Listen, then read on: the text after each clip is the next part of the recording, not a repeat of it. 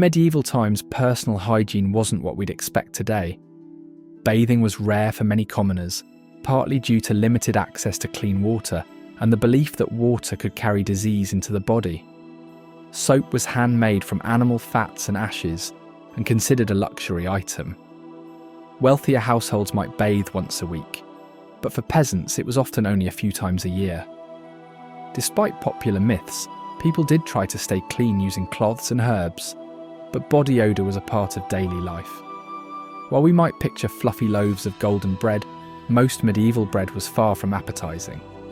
Wheat was expensive, so commoners baked with rye, barley, or oats. In lean times, bakers even added crushed tree bark or ground beans to stretch their flour. This sometimes caused digestive issues or even poisoning. Nobles, by contrast, enjoyed fine white bread called manchette, baked from pure wheat flour and often served with honey or butter. Salt was more than a seasoning in the Middle Ages. It was wealth. Known as white gold, salt preserved meat and fish, making it crucial for survival, especially in winter. At grand feasts where a person sat in relation to the salt cellar marked their rank. Nobles and honoured guests sat above the salt, closer to the host, while servants and lower status individuals were seated below the salt. Its value was so great that Roman soldiers were once paid in salt, giving us the word salary. Medieval evenings were dark, literally. Most homes didn't have windows, and when the sun went down, people relied on candles or oil lamps for light. But candles weren't the scented luxury we know today. They were often made from tallow, a rendered animal fat, which produced thick smoke and a strong odour. Only churches and the very wealthy used beeswax candles, which burned cleaner and brighter. For many, bedtime came shortly after sundown to save on lighting. While cats and dogs were kept for companionship or pest control, medieval households, especially noble ones, sometimes had more exotic pets. Falcons were prized by the upper class, not only for hunting but also as a symbol of status. Monkeys, squirrels, and even songbirds like nightingales could be found in wealthier homes. These animals were often pampered and even featured in medieval art and literature. Meanwhile, in rural communities, animals like goats and pigs sometimes served dual roles: livestock by day, companions by necessity. The bond between people and their animals, whether practical or affectionate, played a quiet but meaningful role in medieval daily life. A single night's sleep wasn't the norm in the Middle Ages. Historical records suggest that people followed a segmented sleep pattern: first sleep and second sleep. After going to bed at dusk, people would sleep for a few hours, wake around midnight, pray, read, or even visit neighbours, and then go back to sleep until dawn. This pattern matched the natural rhythms of candlelit life and limited daylight. It also allowed people quiet time for reflection in the middle of the night. In medieval times, oral hygiene was quite different from today. People often used herbs like parsley, mint, and rosemary to freshen their breath after meals. Chewing these fragrant herbs helped mask the strong odours caused by less frequent toothbrushing and the heavy diets of the time. Some even made homemade mouthwashes using vinegar or wine infused with herbs. While they lacked modern dental care, these natural remedies were an important part of daily life to maintain some sense of cleanliness and social etiquette. Medieval people did take some care of their teeth. While toothbrushes didn't exist, people used frayed sticks or cloth to rub their teeth clean and remove debris. Interestingly, skeletal remains from the period show relatively healthy teeth, likely due to a lack of processed sugar. Names in the medieval world carried deep meaning. They often reflected a person's trade, like John Smith, location, Alice of York, or a personal trait, Geoffrey the Bold. Nicknames were widely used, especially when multiple people shared the same first name. A Thomas could become Thomas the Miller, Tom Short, or Tomkin. Some surnames stuck for generations, becoming the last names we still use today. While peasants struggled to get enough food, noble banquets were lavish and long-lasting. Feasts were held to celebrate religious holidays, marriages, and military victories, and they didn't end after one course or one evening. Some lasted several days, featuring dozens of dishes, musicians, jugglers, and entertainers. Moulded jellies were served alongside dramatic centerpieces, like pies filled with live birds. These grand spectacles reinforced the wealth and status of the host. What if I told you the medieval diet wasn't just meat, mead, and mouldy bread? Hidden in the pages of ancient manuscripts and castle garden records are fruits you've likely never tasted, fruits that once sweetened royal feasts, flavoured potions, and filled the bowls of peasants and kings alike. Today we're peeling back the centuries to rediscover 12 forgotten fruits of the medieval world. The medlar is the medieval fruit that needed to rot before it could be eaten. Sounds gross? Actually, it's a process called bletting, where the fruit softens and sweetens after harvesting. Once bletted, it has the texture of applesauce and a flavour often compared to spiced dates or baked apples. Shakespeare called it open-arse fruit because, well, take a look. Medlars were a delicacy in Tudor England and often featured in pies and preserves. They also symbolised decay and time, making appearances in poetry and art. Looking like a lumpy apple and smelling like perfume, the quince was once more popular than apples themselves.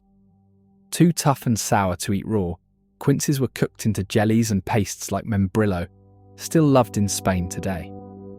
In medieval Europe, quince was also prized for its medicinal properties. It was believed to aid digestion, sweeten breath, and even strengthen the heart. Also known as Juneberries, these small blue-purple fruits taste like a mix of blueberries and almonds. They were often foraged by villagers and baked into rustic tarts. Their name may come from Appalachian funerals. Service berries bloomed when the ground thawed enough to hold burial services. Sloe berries are as medieval as chainmail. These tart fruits from the blackthorn tree were turned into syrups, vinegars, and the ancestor of modern sloe gin. People never ate them raw. They're far too astringent. Instead, they were steeped in alcohol or sweetened with honey to bring out their deep, plummy flavour. The cornelian cherry may look like a cranberry, but its taste is tangy and citrusy, like sour cherry and lime. Popular in Byzantine and Eastern European cuisines, this fruit was often made into jams, fermented drinks, and even pickled. Romans loved it too. Legions carried the tough wood for spears and the fruit for energy. Mulberries were so beloved in the Middle Ages, some monasteries cultivated them for their sweet juice and for silkworms, which feed exclusively on mulberry leaves. The black mulberry, in particular, was eaten fresh, dried, or turned into wine, and they stain everything, a symbol of fleeting beauty and often linked to ancient myths like Pyramus and Thisbe. Tiny, tangy, and electric red, barberries were prized for their zing. Used in medieval sauces and syrups, they also served medicinal purposes, especially for fevers. Though banned in some areas due to a link to wheat diseases, they remained popular in kitchens and gardens until forgotten by modern diets. Damsons are the dark horse of the plum family. Tart and tannic, they were perfect for stewing with meat, making jams and even flavouring ale. The name may trace back to Damascus, suggesting a long journey from the Middle East to the English orchard. Yes, jujubes are real fruit, not just chewy candy. Known as the Chinese date, they were brought to Europe via the Silk Road. Dried, they're chewy and date-like. Fresh, they're crisp and apple-like. Medieval herbalists valued them for calming the nerves and aiding sleep. The strawberry tree, or Arbutus unidu, was said to be eaten once because the taste was forgettable. But these fruits were fermented into wines and liqueurs by monks and foragers. It's one of the few fruits that ripens in autumn and blooms at the same time, making it a symbol of rebirth and duality. Rowan berries were more than food, they were magic. Medieval people believed the tree protected against witches and evil spirits. When cooked, the bitter berries made excellent jelly, often paired with game meats. In hard times, they were dried and ground into flour substitutes. Also called the wild service tree, this fruit tastes like dates and malt after bletting. Checker fruits were fermented into a kind of rustic cider or ale, and inns named the Checkers across Britain reference this very tree. They were so culturally tied to drinking that they lent their name to the Chancellor's residence, Chequers. And though many faded from our tables, they still grow in hedgerows and old gardens, waiting for curious minds to rediscover their taste. We've all heard of medieval meat pies and mead, but what about the vegetables that filled the tables of castles, monasteries, and peasant homes? Today we're looking into history to unearth 12 forgotten vegetables of the medieval world. Some were culinary staples, others medicinal marvels. All are rare in modern kitchens. Skirret, funny name, serious flavour. This sweet white root, with its mild taste reminiscent of carrot and parsnip, was a favourite in medieval kitchens. The name skirret comes from the Dutch suikerwortel, or sugar root, a nod to its natural sweetness. Boiled, roasted, or even fried in batter, skirret was considered a delicacy of the elite. Charlemagne reportedly demanded it in his royal gardens. It's a perennial too, meaning once planted, it fed people for years. With a name fit for royalty and a nickname of poor man's asparagus, Good King Henry was a reliable wild green. This plant was often foraged near homes and farms, leading it to be one of the earliest homegrown vegetables of Europe. Its young shoots were eaten like asparagus, while the mature leaves were cooked like spinach. Before celery ruled the kitchen, there was Alexander's. Grown by Romans and passed on through the medieval period, this bold, peppery herb flavoured everything from soups to salted fish. It was so popular that it was often planted along monastery walls, and nearly every part is edible: root, leaf, stem, and flower. Recognise the name rampion. You might know it as Rapunzel. Yes, that Rapunzel. In the fairy tale, her mother craved this plant so badly, she risked everything. That's because rampion's root is nutty and tender, and its leaves can be eaten raw or cooked. It was such a valuable salad plant that theft from noble gardens was not uncommon. Don't let the appearance fool you. Scotonera, also known as black salsify, has a creamy oyster-like flavour when cooked. Its name means viper's herb in Spanish, due to its supposed ability to treat snake bites. Once considered a cure for the plague, it was a prized root in both culinary and apothecary gardens. Blanched and buried in sand, sea kale shoots were a coastal treasure. This seaside vegetable was a staple in monastic gardens, especially in the British Isles. In Victorian times, it made a comeback and was considered a gourmet delicacy in Britain. What if you could eat your parsley from the bottom up? Parsley root is a forgotten cousin of the common herb, cultivated for its white, aromatic root. Used in broths, stews, and even sweet dishes, it had a parsley meets carrot flavour. Medieval cooks favoured it over carrots, in regions where orange carrots had yet to dominate the field. While we still eat turnips, the greens often go to waste, but in the medieval world, they were essential. Boiled, pickled, or sautéed with vinegar and spices, turnip tops were rich in nutrients and flavour. Turnip greens were so valued that crop rotation systems were designed in part to ensure their steady supply. Strong, savoury, and celery-like, lovage was the medieval MSG. Used to flavour broths, meats, and sauces, it was also brewed into teas and digestive tonics. Monks planted it widely for both food and medicine. Think lettuce is just for salads? Meet Cheltus, a variety grown for its crunchy, juicy stem. It was often peeled and stir-fried, and its mild, nutty flavour made it popular in Asia and parts of southern Europe. Though Celtus faded from European fields, it's still popular in Chinese cuisine today. With a taste like sweet chestnuts and parsnip, chervil root was a prized winter food. It was slow to grow but stored well, ideal for lean months in medieval climates. This root was so delicate in flavour that nobles reserved it for fine stews and feast day dishes. We still use the root to spice up our roasts, but in medieval times, horseradish leaves were just as important. Their peppery bite added kick to meat pies, sausages, and fresh salads. Beyond food, horseradish was thought to cure everything from scurvy to snake bites. Truly a hot commodity. From castle banquets to peasant stews, these vegetables once fed medieval Europe with flavour, variety, and vital nutrients. Welcome to the chaos and charm of the Middle Ages. We will explore the myths, monsters, and mysteries from medieval times. These legends shaped real beliefs, inspired crusades, and defined times.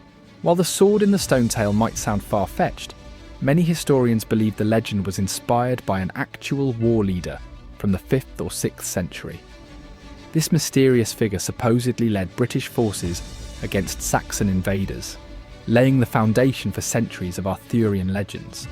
To medieval minds, dragons weren't just fantasy, they were facts. Bestiaries and maps marked unexplored lands with warnings like "Here be dragons." Caves, mountain ranges, and distant islands were all fair game for dragon sightings. Elves, goblins, and fairies were not the magical helpers we think of today. Back then, they were blamed for stolen children, sudden sickness, or strange happenings in the woods. Folklore was filled with warnings of these dangerous beings. The Holy Grail wasn't just a symbol of divine power, it was the ultimate medieval obsession. Knights of the Round Table, including Sir Galahad and Sir Lancelot, were said to seek this mystical chalice, believed to hold the blood of Christ. The search became a metaphor for purity, sacrifice, and divine favour. Medieval people truly believed in revenants, restless spirits or walking corpses. Ghost stories were not just spooky tales, but moral warnings about unresolved sins, improper burials, or divine punishment. Unicorns, manticores, and even the dreaded basilisk appeared in real medieval texts. Scholars of the time included them in encyclopedias, treating them as exotic animals rather than mythical monsters. These travelling performers kept legends alive, spinning tales of heroism, betrayal, magic, and war. Their stories were entertainment, history, and moral lesson all rolled into one. Merlin wasn't just a magician in stories. Some medieval people believed he had actually existed and possessed prophetic powers. Chronicles and religious texts sometimes referred to him as a sage who foresaw great wars and the rise of kings. The tale of Beowulf slaying Grendel and a fire-breathing dragon is one of the earliest surviving epic poems in English. While clearly legendary, it also reflects the real warrior culture of early medieval Scandinavia and England. A solar eclipse wasn't just a natural event, it was a warning. Medieval people believed celestial signs were divine messages. Comets could signal the death of a king. Blood moons foretold war. The sky was, quite literally, the news. The medieval world wasn't just built on stone and steel, it was built on stories. Legends weren't just entertainment, they were how people explained the unexplainable. Which legend do you believe has some truth to it? Battles were often decided by cavalry. Heavily armoured knights on trained warhorses could break enemy lines with sheer force, making them the backbone of medieval armies. While longbows were powerful, many medieval battles were decided through disciplined formations like shield walls. Lines of soldiers stood shoulder to shoulder, shields locked together, creating a human barrier that could withstand cavalry charges and incoming arrows. Strength in unity was key. Sieges were long, painful campaigns. Castles were assaulted with catapults, battering rams, and siege towers, some sieges dragging on for months until starvation forced surrender. Medieval armies didn't just rely on brute force, they also got creative with fire. Archers used fire arrows to set siege equipment, and enemy camps ablaze, and early forms of gunpowder were sometimes packed into small devices to create chaos and confusion during battle. Before full suits of plate, knights wore chainmail. Flexible and protective, it covered most of the body, but wasn't foolproof against heavy strikes from maces or axes. Crossbows were so powerful, they were banned by some religious leaders. Though slower to reload, Their armour-piercing bolts made them one of the deadliest weapons of the age. Castles were built for defence with moats, drawbridges, and thick walls. Designed to withstand even the most determined attacks, they were a nightmare for invading armies. Not all soldiers fought for honour. Many were mercenaries. These hired swords fought for coin and could even betray their employers if the price was right. War horses weren't just transportation. They were trained for battle. They could kick, bite, and trample enemies, making them a powerful asset in the chaos of war. Even in wartime, peace had its moments. The church imposed truce days, banning combat on Sundays and religious holidays in an attempt to curb constant bloodshed. Winter in medieval times was brutal, and for peasants, survival depended on their homes being as warm as possible, despite their simple construction. These dwellings were small, one-room structures made of wattle and daub, a framework of woven wooden strips covered in a thick layer of mud, clay, and straw. This method provided basic insulation, though walls often cracked, allowing cold drafts to seep through. The roofs, made of thatch, were packed tightly with dried straw, offering some protection from the elements, though leaks and infestations were common. The heart of every peasant home was the hearth, which served as the sole source of warmth and a cooking area. Fireplaces lacked chimneys, so smoke filled the room, before eventually escaping through small openings in the walls or the thatched roof. This made the air thick and difficult to breathe, irritating eyes and lungs. To combat the cold, families huddled around the fire, absorbing as much heat as possible. To improve insulation, peasants stuffed straw and mud into wall gaps and hung thick cloths or animal hides over doors and windows to block out the wind. Some homes had wooden shutters that could be closed at night for extra protection. During especially harsh winters, livestock such as cows, sheep, and chickens were brought inside, providing additional warmth through body heat. At night, staying warm was a priority. Families slept together in a single bed under layers of wool blankets or furs.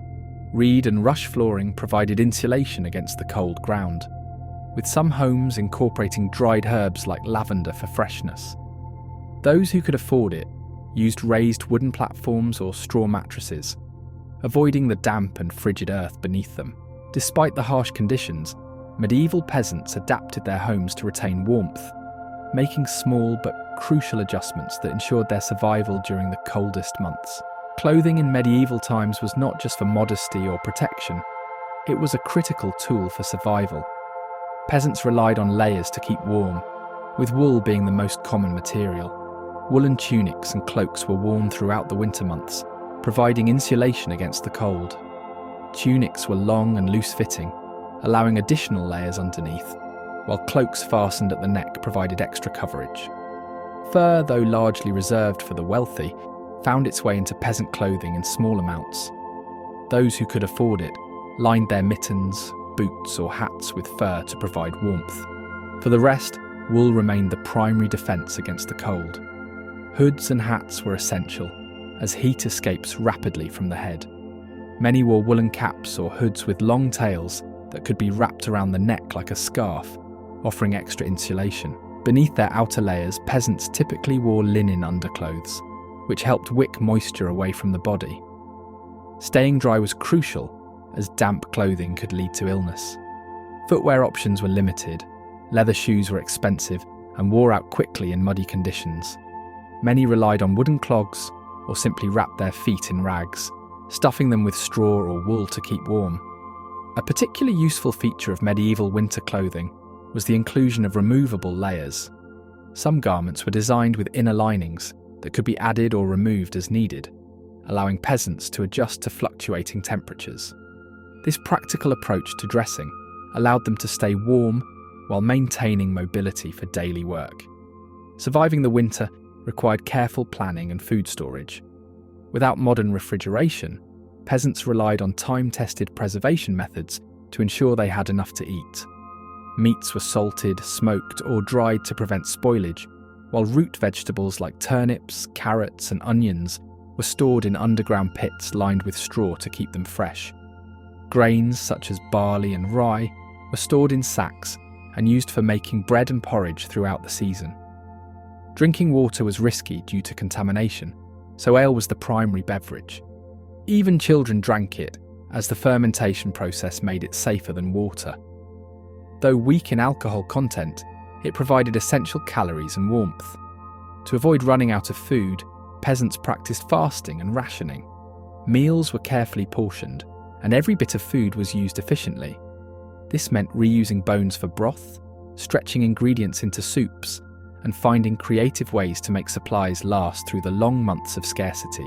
The agricultural cycle slowed significantly, leaving only a few hardy crops like cabbage, leeks, and root vegetables, which could still be harvested from frozen ground.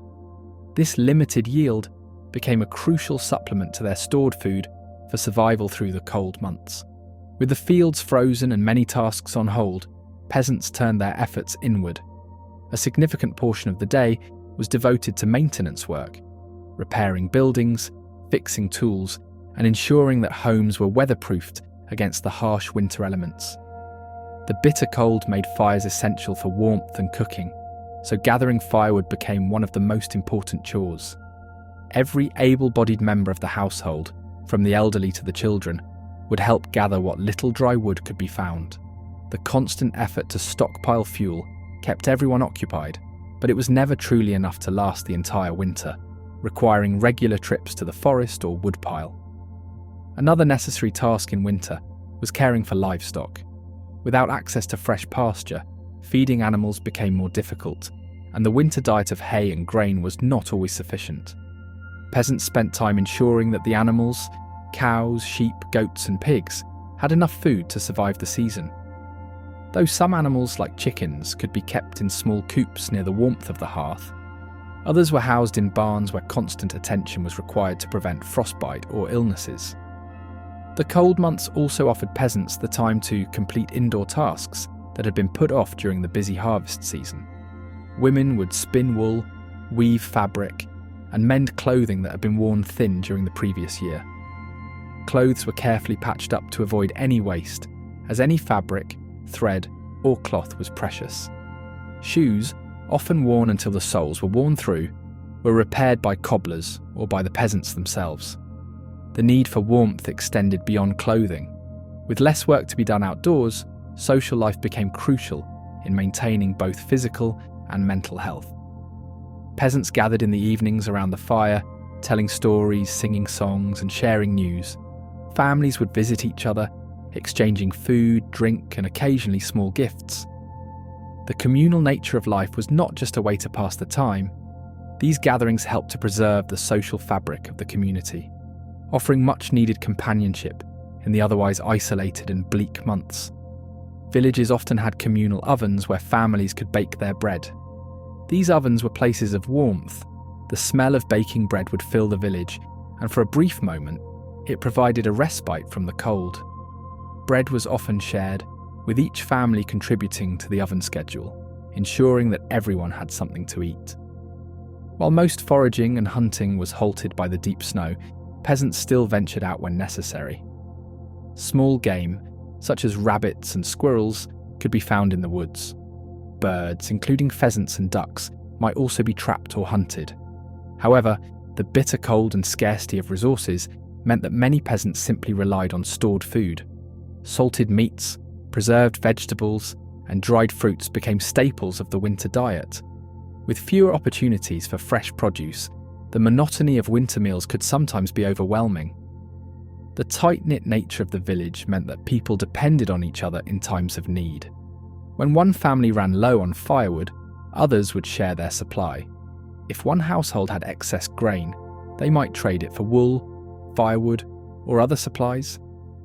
This system of bartering was essential to survival. There was no reliable cash economy for peasants, and many villagers lacked the luxury of money, so exchange of goods and services was their primary means of acquiring what they needed. Monasteries and churches played a pivotal role during the cold months. Not only did they provide spiritual guidance, but they also served as safe havens for those who had nowhere else to turn. The poor, the sick, and the elderly often found shelter in the church or the abbey, where they could receive a meal and warmth. Churches would often hold masses or offer prayers for favourable weather and the health of the community. Some monasteries even maintained large storerooms filled with grain and dried meat, which they distributed to the needy. Festivals were another vital aspect of winter survival. Despite the grueling conditions, religious celebrations like Christmas and Twelfth Night provided peasants with a much-needed break from the hardships of the season. These festivals were filled with food, drink, dancing, and singing. They were a brief respite from the cold and isolation, reminding people of their shared humanity and the promise of spring. Superstitions also played a large role in winter survival. Many peasants believed that the harshness of winter, illness, and even bad harvests could be influenced by supernatural forces. Offering prayers to saints, burning special herbs, or lighting candles at particular times were all ways to ward off evil spirits. Some would also hold rituals at the winter solstice, hoping for a prosperous and mild year ahead. The cold weather, combined with the lack of sunlight and limited nutrition, made medieval winters a breeding ground for illness.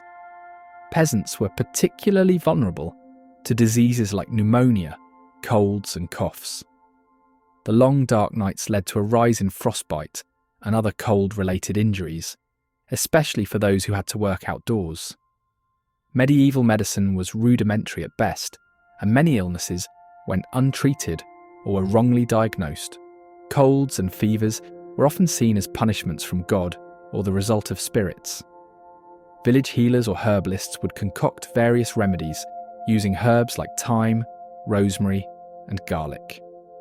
These remedies were thought to have medicinal properties, but often they were little more than soothing concoctions to ease discomfort. Warm teas made from honey, ginger, and elderberry might offer some relief from cold symptoms, and poultices made of crushed herbs were applied to sore throats and aching joints. In addition to herbal remedies, some peasants believed in charms or spells to stave off illness. A simple charm, an offering of bread, or a prayer to a saint was often as effective as any remedy. The belief in divine protection was strong. Many peasants prayed for health, guidance, and protection during the long, cold nights. The winter months could also bring outbreaks of more serious diseases, such as the plague, which could spread quickly through tightly packed villages. Without modern antibiotics or vaccines, villagers could do little to prevent or treat the spread of disease. It was often the most vulnerable, children, the elderly, and the weak, who succumbed to illness first. Death from cold, hunger, or disease was a constant threat in these months. Though the winter months were long, cold, and harsh, the faith of the peasants helped them to endure the darkness, knowing that eventually the warmth of spring would return. The medieval world was a place where justice was often brutal, unfair, and terrifying. From bizarre trials to horrifying executions, the punishments of the time reflected a society that believed suffering could reveal the truth. If someone was accused of a crime, they didn't get a fair trial. Instead, they faced trial by ordeal. This could mean holding a red-hot iron, walking across burning coals, or being thrown into a freezing river. If they survived or healed quickly, it meant God had judged them innocent. If not, their guilt was proven, and they were punished, often by execution. For lesser crimes, people were put in stocks or pillories, wooden frames that locked their heads and hands in place in the town square. There they were pelted with rotten food, mud, and even stones by angry crowds. This punishment wasn't just about suffering, it was meant to shame criminals so they wouldn't repeat their offences. Anyone suspected of witchcraft faced torture, forced confessions, and execution. Many were burned at the stake or hanged. Some trials used the ordeal by water, where the accused was thrown into a river. If they floated, they were guilty. If they sank and drowned, they were innocent. Either way, survival was unlikely. Believe it or not, animals could be charged with crimes like destroying crops, attacking people, or even stealing. There are records of pigs being executed, goats being put on trial, and even insects being sentenced for damaging harvests. These trials were taken just as seriously as human cases. While peasants were punished for the smallest crimes, nobles often had private armies and could ignore the king's laws. They settled disputes with bribery, duels, or outright violence. If a noble did commit a crime, They were more likely to be banished or fined rather than executed. Poisoning was a serious fear, especially among the wealthy. To protect themselves, kings and nobles hired food testers, people who took the first bite of a meal to make sure it wasn't poisoned. If the tester survived, the food was considered safe. If not, well, it was time to find a new tester. Instead of going to court, people could fight to prove their innocence. Trial by combat was a legal way to settle accusations. Whoever won was considered right in the eyes of the law. Even minor disputes could be settled with swords, and sometimes the fight was to the death. Stealing wasn't taken lightly in the medieval world. Even petty theft, like stealing a loaf of bread, could lead to a harsh punishment, including hanging. The idea was that harsh penalties would scare people into obedience, but it often meant poor people faced death for minor crimes. Making fake coins was one of the worst crimes a person could commit. Since money was directly tied to the king's power, counterfeiting was seen as an act of treason. The punishment? Being thrown into a cauldron of boiling water or oil.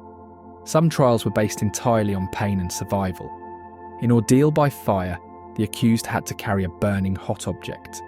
If their wounds healed, they were innocent. In ordeal by water, the accused was tied up and tossed into a river. If they floated, they were guilty. If they sank, they were innocent, but often drowned. Grab your sword, strap on your armour, and let's ride into battle. Think castles were just grand stone homes. Think again. Defending a castle was brutal, and one of the sneakiest defences was murder holes. These were gaps in the ceiling where defenders could dump boiling oil, molten lead, or even rocks on invaders trying to storm the gates. If you ever wanted to take a swim in a medieval moat, don't. Most castle toilets, called garderobes, were simple stone seats with holes, leading directly into the moat. Yep, the same water that protected the castle from enemies was also filled with human waste. So if you were a soldier sieging a castle, not only were you dodging arrows, but you were also standing next to a giant medieval toilet. Becoming a knight wasn't just about wearing cool armour and swinging swords. It took a lifetime of training. Boys as young as 7 years old became pages, working under knights and learning basic combat skills. By 14, they became squires, training harder, polishing armour, and assisting in real battles. If they survived all that, they were knighted around age 21. No participation trophies here. If you couldn't keep up, you were out. Ever heard the myth that knights in full armour couldn't move? That's completely false. A full suit of plate armour weighed 80 to 100 pounds, but it was so well designed that knights could run, climb, and even do somersaults in it. Some knights even wrestled and fought on foot in full armour, proving that they weren't just walking tin cans.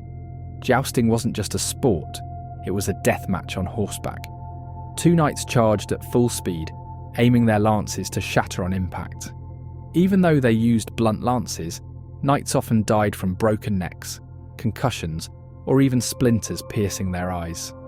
In one famous case, King Henry II of France was killed in a joust when a lance splintered through his eye socket. Talk about a painful way to go. The longbow was one of the deadliest weapons of the Middle Ages. Unlike short bows, these could pierce knight armour from over 200 yards away. At the Battle of Agincourt, 1415, English longbowmen decimated the French knights, proving that you didn't need heavy armour to win battles. You just needed a really, really big bow. Castles were built for defence, but if things got too dangerous, lords had hidden tunnels to escape a siege. These tunnels, called sally ports, led to secret exits beyond the castle walls, allowing defenders to sneak out, surprise the enemy, or even escape unnoticed. So if you ever feel trapped, just remember, medieval lords had a backup plan. Not all knights served kings, some joined mysterious warrior orders. The Knights Templar, Teutonic Knights, and Hospitallers were elite warriors sworn to protect pilgrims and fight in holy wars. Many of these knights became legendary, with some believing they guarded sacred relics like the Holy Grail. Their secrets remained shrouded in mystery, with some even inspiring legends of hidden treasure. Forget soccer or basketball.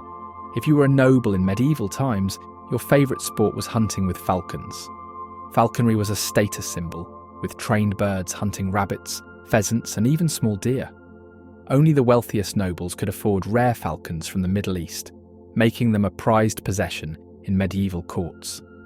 Think of it as having a luxury sports car, except it's a bird. Dogs and horses were common nightly pets, but some took it to the next level. They kept bears as pets. Knights returning from wars sometimes brought back exotic animals. Some even trained bears for hunting, or had them fight in tournaments for entertainment. Imagine riding into battle with a trained war bear. Now that's medieval madness. Medicine in the Middle Ages was questionable at best. If you were sick, your chances of survival depended more on luck than actual science. Let's take a look at some of the wildest medical practices and superstitions of medieval times. Feeling sick? Just drain some blood. Bloodletting was one of the most common treatments for everything. Fevers, headaches, infections, you name it. The idea was that illnesses were caused by an imbalance of bodily fluids, so removing blood would rebalance the body. Problem was, it often made people weaker, or even killed them. Believe it or not, medieval doctors tasted urine to diagnose illnesses. They believed the colour, smell and taste revealed a patient's condition. Imagine walking into a doctor's office today and being handed a cup of pee for a taste test. Yeah, hard pass.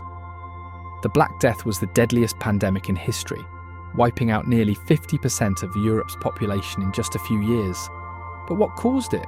Some believed it was bad air, others blamed angry gods or even witchcraft. People carried flowers or burned herbs to purify the air, none of which helped, of course. These guys, they weren't just creepy, they believed their beaked masks, stuffed with herbs, would protect them from the deadly disease. Spoiler alert, it didn't. Ever had a headache so bad you'd drill a hole in your head?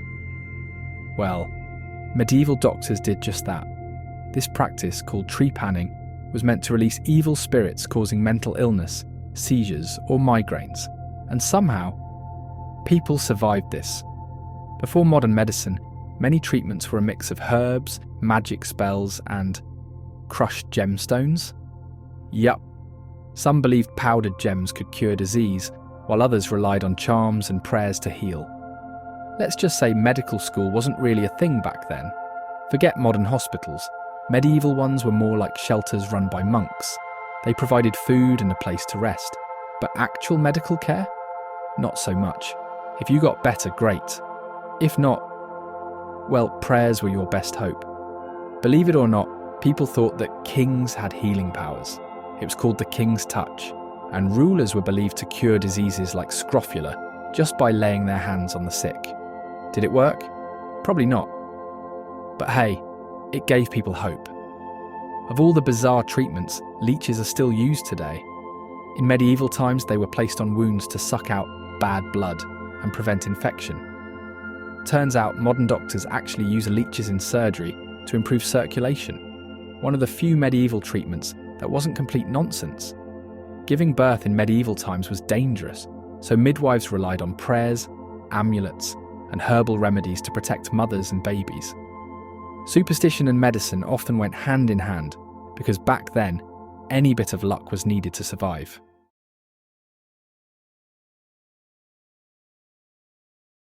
Welcome to a world long past but still brimming with life and stories. The medieval tavern.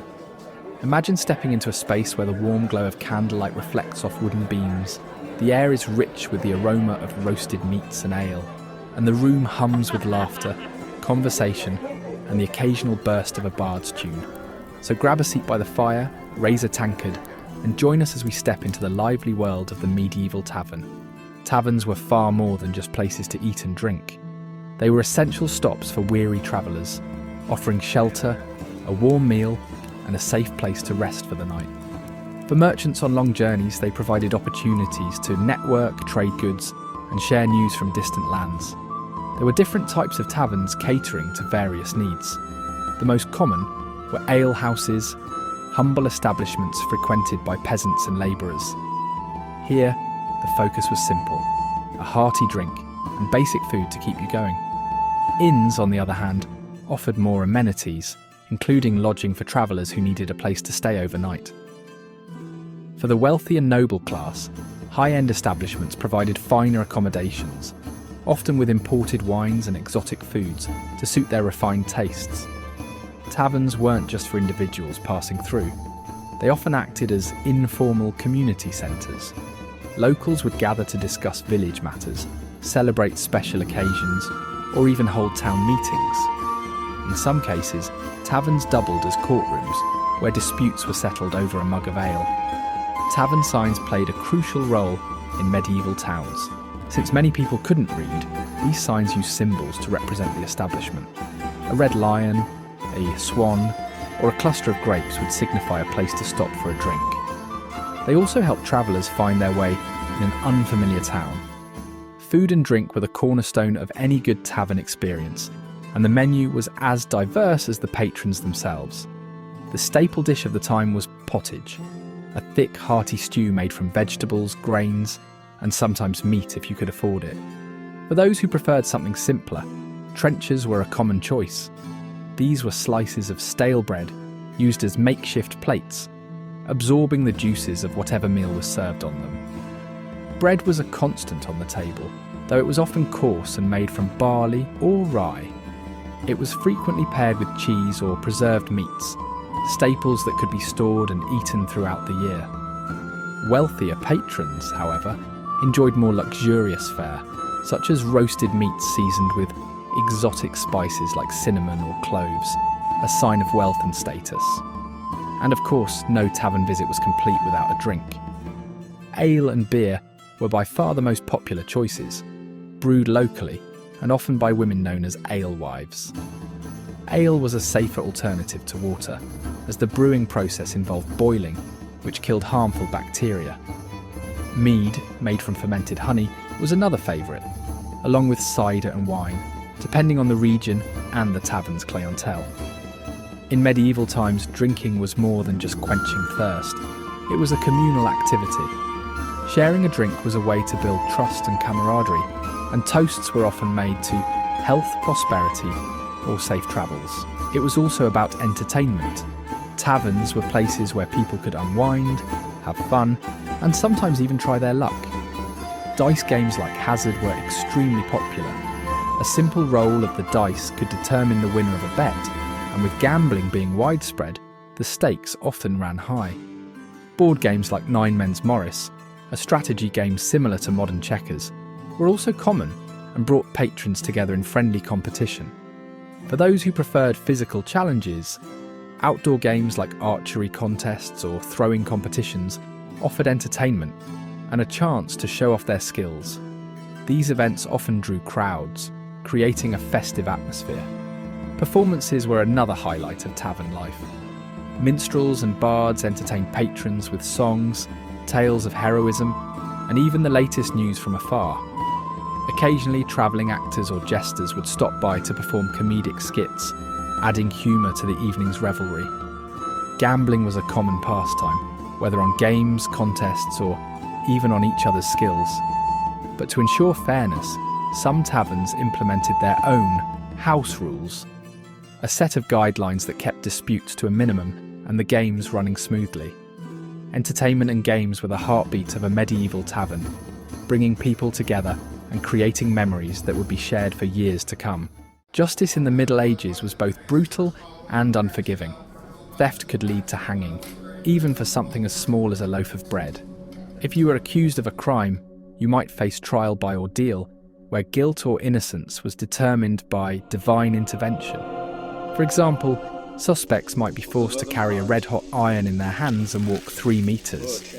If the wound healed cleanly within 3 days, they were innocent. If not, you'd already be condemned. For lesser crimes, public humiliation was the order of the day. Stocks and pillories were commonplace, and villagers were encouraged to throw rotten food, or worse, at the accused. Prisons, when used, were horrifically unsanitary, often becoming a death sentence in themselves due to disease and neglect. The concept of mercy was virtually non-existent, and the punishments meted out served as gruesome deterrents for would-be offenders. If you weren't born into wealth, your life was one of endless toil and hardship. Most peasants were serfs, legally bound to the land and their lord.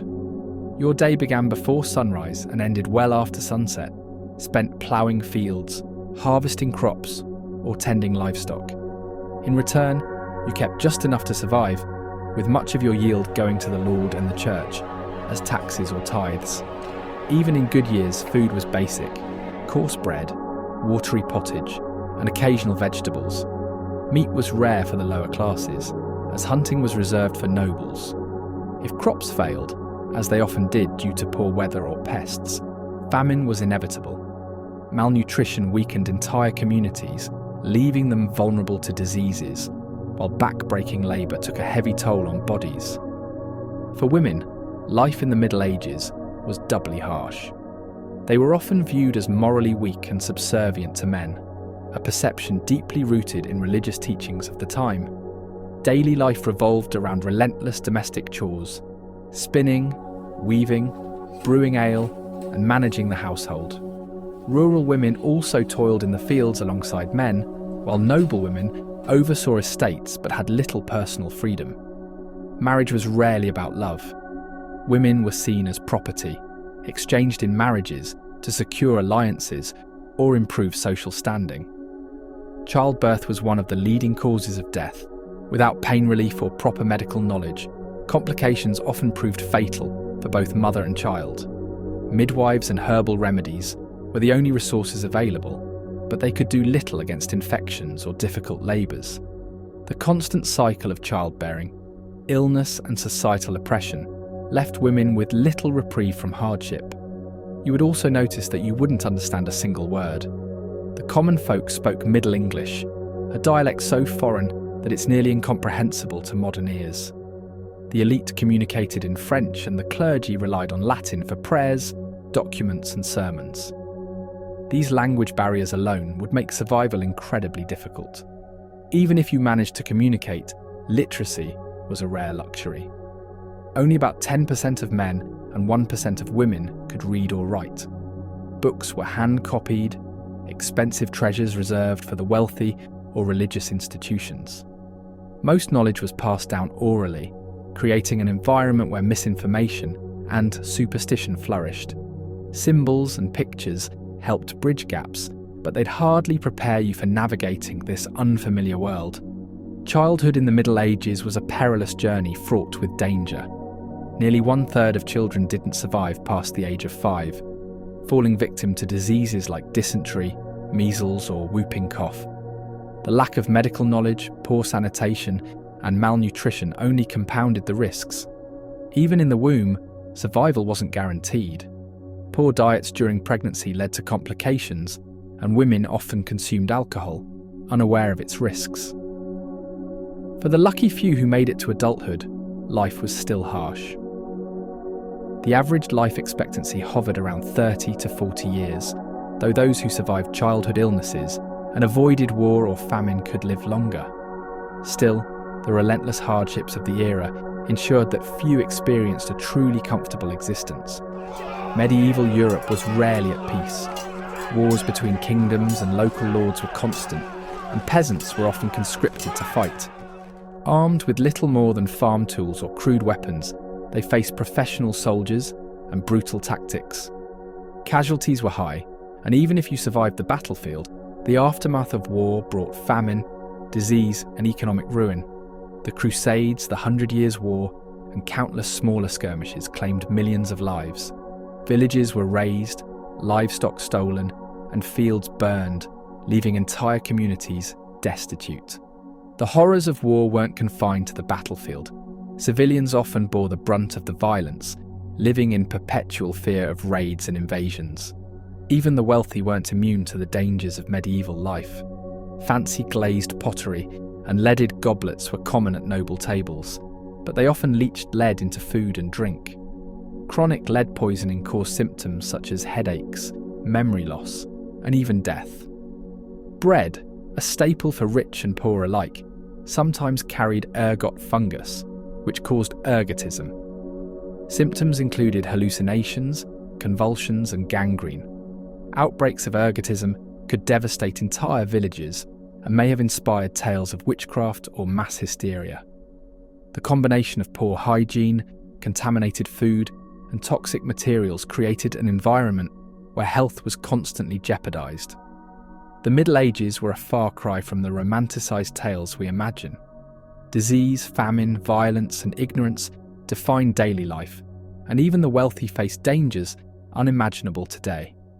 While we admire the art, architecture, and traditions of the period, one thing is clear: surviving even a single day in the Dark Ages would be a monumental challenge. The year is 1347. A mysterious and deadly disease has swept across Europe.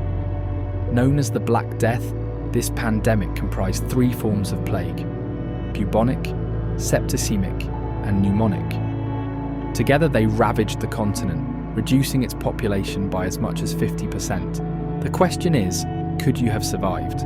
We'll explore the methods, some ingenious, others harsh, that might have kept you alive. Through these historical lessons, we uncover strategies for resilience that still hold relevance today. The pneumonic plague spread through airborne droplets, while the bubonic variety relied on fleas carried by rats. Urban centres, with their crowded streets, poor sanitation, and abundant rodent populations, became epicentres of the pandemic. To survive, the first rule was clear: stay away from the cities.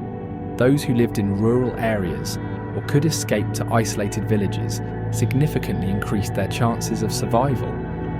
Cities were hotbeds of infection, with dense populations exacerbating the rapid transmission of disease.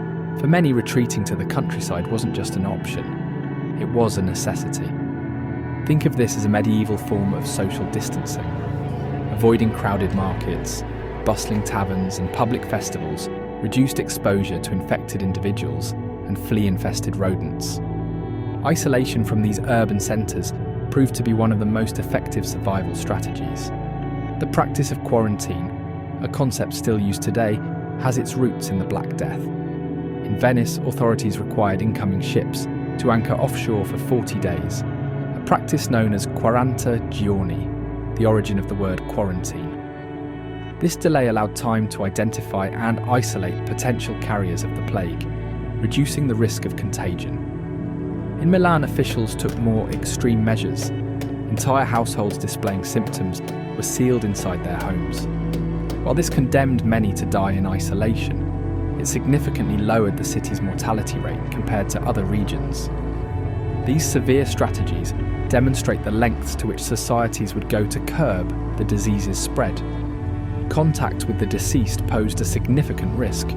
Corpses remained highly infectious, and the overwhelming number of deaths led to mass graves. In Florence, bodies were buried in layers with dirt between them, creating what one chronicler described as a human lasagna. Such practices underscore the desperation of the era. Specialised groups known as becchini were tasked with handling the dead. Their work was both essential and perilous, as many succumbed to the plague themselves. Some even turned to theft and violence, adding to the chaos. For the average person, avoiding contact with both the dead and those who managed them was a critical survival tactic. Fire served purposes beyond providing warmth. Pope Clement VI famously surrounded himself with a ring of flames, which likely kept infected individuals and disease-carrying fleas at bay. This unintentional method of disease prevention proved effective. Later, fire played a role in eradicating the plague from London. The Great Fire of 1666 destroyed much of the city's rat population, breaking the cycle of transmission. This historical example highlights how natural or deliberate actions can have unintended public health benefits. Plague doctors donned distinctive outfits, including bird-like masks filled with aromatic herbs. These masks were intended to filter miasma, or bad air, believed to carry the disease. Though scientifically inaccurate, the protective gear may have offered some defence against flea bites. The leather coats, gloves and masks represented early attempts at personal protective equipment. While these measures were limited by the era's medical knowledge, they symbolised the ongoing effort to combat the plague. Good health was a valuable ally. Poor nutrition, unsanitary living conditions, and pre-existing illnesses heightened vulnerability to the plague. acts like consuming fresh produce, maintaining personal hygiene, and staying active helped bolster natural defences.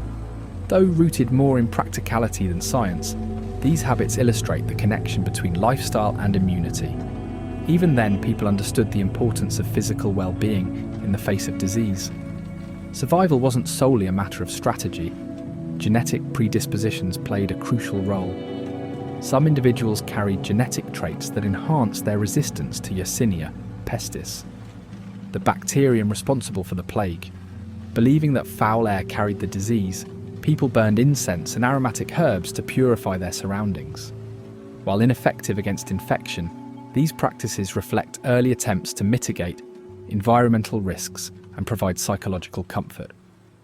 The Black Death reshaped Europe and left a legacy of public health practices still relevant today.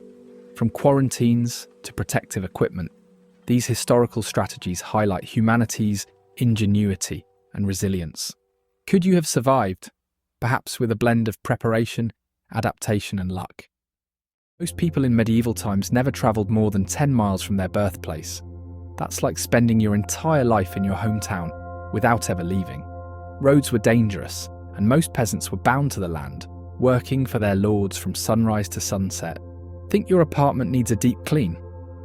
Medieval homes had dirt floors, no glass windows, and were filled with the lovely aroma of smoke, sweat, and, well, livestock. Hygiene? That was a luxury few could afford. Toilets, forget about them. Most people simply had a hole in the ground or used chamber pots, which were dumped, sometimes out the window, onto the streets. Yep, medieval streets were not a place you'd want to take a casual stroll. Forget fancy silverware. Forks weren't commonly used in medieval Europe. People ate with their hands, knives, and sometimes spoons. If you dined with royalty, you might get a napkin. Otherwise, it was all about licking your fingers clean. Believe it or not, women were the primary brewers of beer. Since water was often unsafe to drink, beer was the go-to beverage for all ages. Brewing beer was a household task, just like cooking or baking bread. The medieval work week? 6 days a week, sunrise to sunset. Peasants worked long hours farming, tending livestock, and doing whatever their lord required. Sundays were a day of rest, and a much-needed break. Marriage in the Middle Ages happened early, sometimes as young as 12 for girls. Marriages were often arranged for economic or political reasons, not love. Romance novels had nothing on medieval reality. Think you can wear whatever you want, not in medieval times. Sumptuary laws dictated what colours and fabrics you could wear based on your social class. Peasants, earth tones, nobles, rich, vibrant hues. Medieval fairs were the highlight of the year. Think of them as a mix of a sports event, a music festival, and a wild party. Jousting, drinking, bear baiting, and live entertainment kept the crowds entertained. While peasants lived on bread and porridge, nobles feasted on extravagant dishes, swan, peacock, and even whale. Presentation was everything. Sometimes chefs would reassemble cooked birds with their feathers just for show.